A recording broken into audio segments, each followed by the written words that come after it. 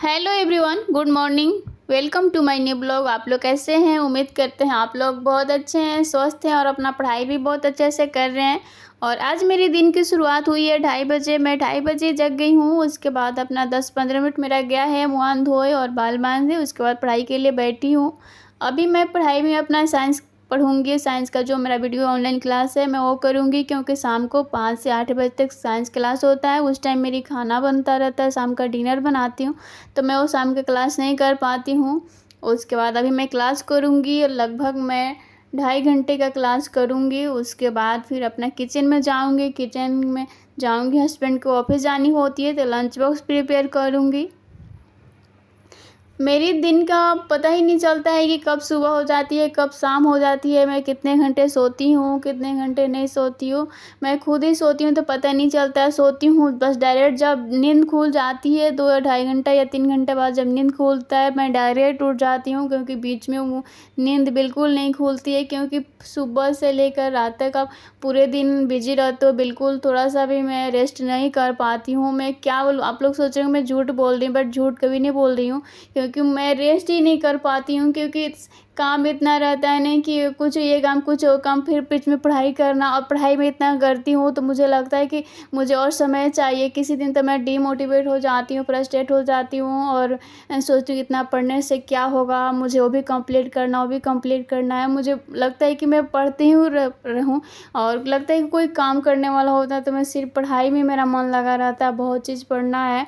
But किसी दिन होता है कि हस्बैंड से बात करती हूँ, आज मैं बहुत डीमोटिवेट फील कर रही हूँ कि मैं क्या करूँ।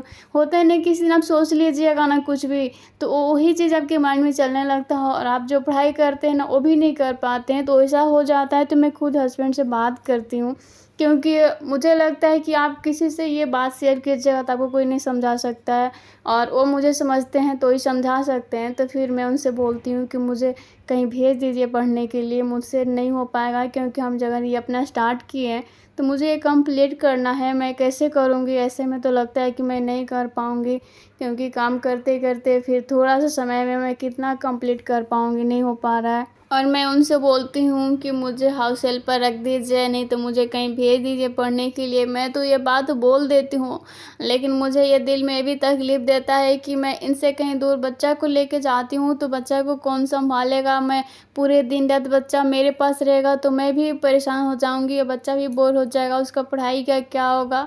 तो बहुत कुछ सोचना पड़ता है। मुझे लगता है कि मतलब आप एकदम हाउसवाइफ है, आपका शादी हो गई है तो आप पूरे बंध गए हैं, आप कुछ भी अपने मन से नहीं कर सकते हैं।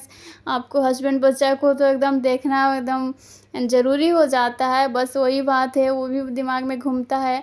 और वो मुझे बोले हैं कि ठीक है, देखो ऐसा है कि वहाँ जाओगे तो पढ़ाई नहीं कर पाओगे, तुम्हारा ध्यान रहेगा यहाँ पर कि मैं खाना बना रहे हैं खा रहे हैं, मेरा तबीयत कैसा वो भी सोचोगी, और बच्चा को तुम्हारा चिंता होगा। तो बहुत सारा समझाएं, और कभी होता है मैं परेशान होती हूँ तो उनसे मैं बात कर लेती हूँ, और मेरा बस बात ये निकला है कि बोले हैं कि ठीक है तुम कोशिश करो, प्रीलिम्स निकल जाएगा उसके बाद तुमको मेंस के लिए वहाँ भेज देंगे।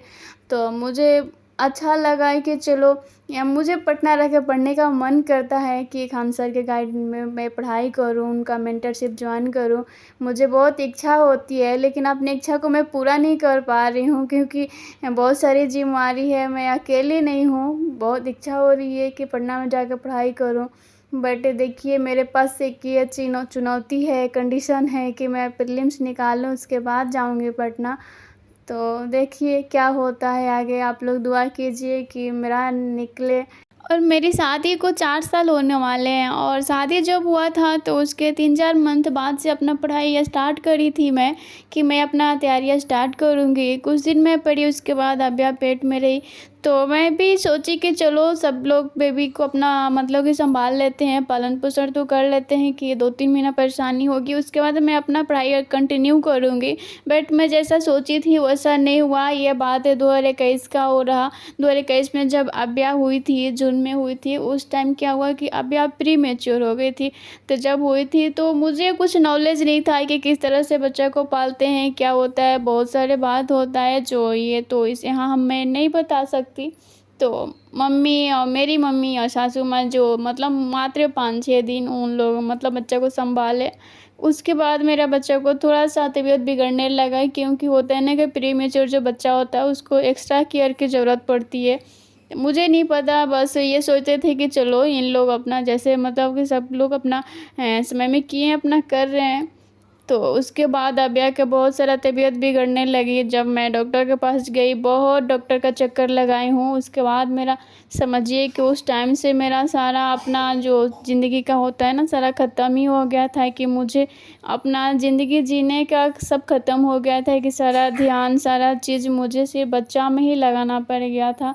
कि वो बच्चा को लेके मैं 15 दिन तक हॉस्पिटल में रही और पूरी तरीके से मैं सीख गई कि हाँ, बच्चा को कैसे ख़्याल किया जाता है, कैसे केयर किया जाता है। और हॉस्पिटल में मेरा हालत देख के वहाँ सब डॉक्टर बोलते थे कि ऐसा माँ हम कभी नहीं देखे थे, क्योंकि मैं कभी नहीं वैसा समझी थी कि ऐसा मेरे लाइफ में आएगा तकलीफ़। और मेरा बच्चा था और मेरा दिल बहुत कमज़ोर है और मैं अभी का दुःख नहीं देख पा रही थी उस टाइम। उसके बाद मैं अपना पढ़ाई-लिखाई और अपना ज़िंदगी जीना ही भूल गई उस टाइम से।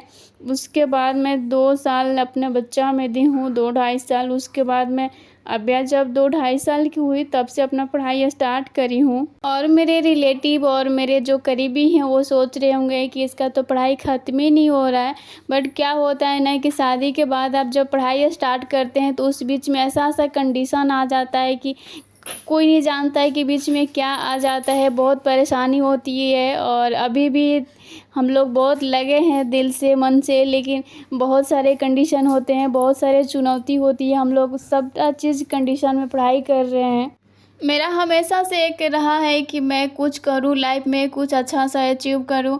बट क्या होता था कि मैं हर समस्या को झेल सकती थी, लेकिन वो ऐसा कंडीशन आया था कि मुझे ही करना था, उसमें कोई नहीं कुछ मेरा मदद कर सकता था। तो मैं पूरा एकदम समझिए कि उसी हालात में मैं कमज़ोर भी हो गई हूँ और स्ट्रॉन्ग भी हो गई हूँ मानिए तो। कि बस मतलब कि 2 ढाई साल तो खुद अपने बच्चा को दी हूँ। अब सारा चीज़ सही हो चलता है, भगवान की कृपा से सब चीज़ सही चल रहा है, तो मैं अपने आप पढ़ाई को दी हूँ। और मुझे लगता है कि मेरा लक्ष्य जो है सारी समस्या से ऊपर है, तो मैं इसको प्राप्त कर लूँगी। और शादी के बाद कभी भी मैं बहुत मन से बहुत हर चीज़ अपना पूरा नहीं की हूँ, शौक़ कभी नहीं पूरा की हूँ। और मेरा बस माइंड में बस यही रहता है कि जिस दिन कामयाब हो जाओ उस दिन होली दीपावली जितना खुशियाँ मनानी है, जितना शौक़ पूरा करना है सब पूरा कर लेंगे। इसलिए मैं कभी अभी जो होता है नहीं कभी खुद पे केयर नहीं करती हूँ। और सिर्फ़ मतलब हर रोज़ काम करो, पढ़ाई करो, काम करो, पढ़ाई करो, पता नहीं भगवान कब सुनेंगे मेरा। बस यही मेरा चलता रहता है, कभी खुद पे केयर नहीं कर पाती हूँ, समय नहीं मिलता है, कहाँ से केयर कर पाएगा आदमी। अभी रात के 12 बज रहे हैं और हम लोग सोने जा रहे हैं।